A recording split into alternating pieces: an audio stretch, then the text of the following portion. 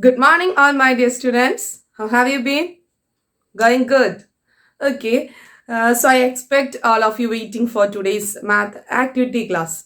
And I think you already know which topic we are going to study now. Yes, of course, decimals. We completed the portion fractions. So the continuation is decimals. Decimals can be defined in a simple way that fractions with denominator 10, 100 and 1000. Finished? No. Simply powers of 10. That is 10, 100, 1000, 10,000, etc. And we studied the place values up to the denominator 1000. Is it? Do you remember the place values of decimals? Can you say that? Yes. So we can check the place values. For a counting number, it is ones, tens, hundreds, thousands, etc. 10,000 up to crore we studied. And in the case of decimal number, we know after ones there will be a decimal point. After decimal point, the place value is 1 by tens. 1 by tens. And it is named as tens. T-E-N-T-H-S. Tens. And now 1 by hundreds. 1 by hundreds? Yes, hundreds. Hundreds. And third one will be, yes, 1 by thousands. That is thousands. THS. Thousands. Up to here, we know about the place values. So we can convert the decimals into fractions. Fractions into decimals. We can check. For a given fraction, 2 division 5. 2 division 5. How can we convert into decimal form? We want powers of 10 in the denominator. So here it is 5. We can easily convert 5 into 10 by multiplying with 2. Is it? Yes. Now it becomes 4 by 10. So now the denominator is 10. Number of zeros should be considered. According to number of zeros, we can choose the decimal place. Here 1 0. So write the number. Put the decimal after 1 place. So we can call it as 0.4. For 1 0, the decimal 1 place from the right side. If it is 4 by 100, we have 2 zeros. 2 zeros. So write the number.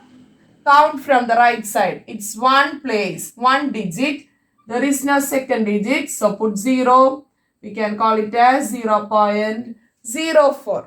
In the same way, if we have given one decimal number 1.24, we can convert this into fraction form. Write the number without decimal. Now count how many places after decimal. 1, 2.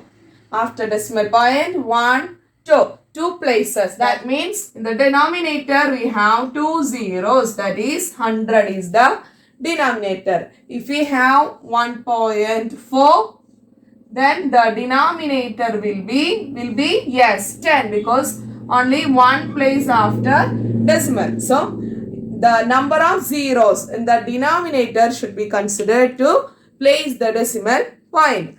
So we can easily convert a decimal to fraction, fraction to decimal. Now we can do the operations. 4 operations of decimals. First of all, we can check the addition and subtraction.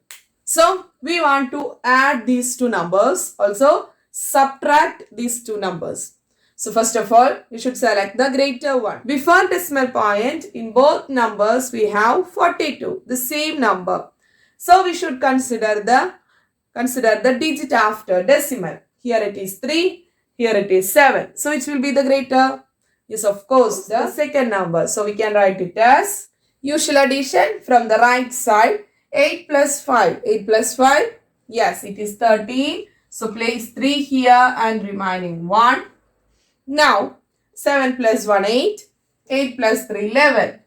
1 here, remaining 1 to next column. And don't forget to put the decimal at its place. Here, after 2 digit, we have decimal point. So, place the decimal point at its order. Then, 2 plus 2, 4. 4 plus 1, 5. And here it is 8. So, the answer is 85.13. Got it? As in the case of usual subtraction, we can start from the right side. 5 minus 8 is not possible. So, borrow 1 from the next place. So, now we can subtract. 5 minus 8, it is 7. 6 minus 3, 3. Now, put the decimal point at its place. 2 minus 2, 0. 4 minus 4, 0. So, we can add or subtract the decimals in the usual way of normal addition and normal subtraction of counting numbers. The one thing always we remember that put the decimal according to its order. Ready? So, next addition 98 plus 378.12. So, we can write the greater number first.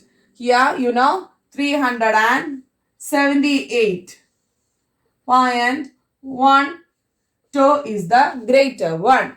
And here 98. There is no decimal place in the number 98. So you should write 98 here according to the place value, tens and ones. Put the decimal point and you can write 2 zeros. Now you can easily add the numbers. It is 2, here 1, put the decimal point, 16, remaining 1, 17, remaining 1, 4. So 476.12. So this is the addition method. Now we have another subtraction. So here 476 minus 59.28. So first of all we should write which number? Yes, the greater 476. Is there any decimal place? No. But in the second number we have decimal values. So we should put decimal and write, yes, zeros. How many zeros we want? Here you have 2 places. So we should write 2 zeros. Now you can write the second number according to its order, 59.28. So we can do the subtraction. Here we have zeros. So we should borrow 1 from the near one. So here it's 5. First this 0 will become 10. Now borrow 1 from the 10. Here it is 10 and here it is 9. So 10 minus 8, 2. 9 minus 2, it is 7. Now, yes, the decimal point. 5 minus 9, is it possible? No. So cut from the 7, borrow 1, 15. 15 minus 9, 6. 6 minus 5, 1. And the answer is 416.72. So dear students, I hope you now remember about the decimals, what we learned about decimals in our previous year. So it's your activity time. In your textbook, you have number of exercise works regarding the addition, subtraction and conversion of decimals. So here I am giving you some activity. Note it down in your notebook and complete the works before tomorrow's DCS. At the DCS time, we can discuss more about this. Thank you.